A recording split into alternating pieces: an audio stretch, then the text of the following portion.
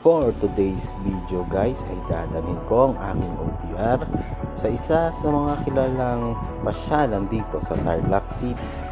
Yan ay ang Monasterio de Tarlac at dadalhin ko rin siya sa Sitio Baal Udec para naman makapag-relax ang kanyang utak. So ano pang hinihintay nyo? Tara, let's go! Andito na kami sa Aquino Boulevard at tatawid kami dito sa Tulay. Tapos kakaliwa dito, hindi ko alam kung saan part to. At nandito na kami sa may Ibag Public Market. Bale medyo maganda-ganda na yung daan at maluwang-luwang na, kaya medyo bibirang na tayo ng takbo. Medyo fast forward ko na para hindi sayang yung footage na kinuha ko.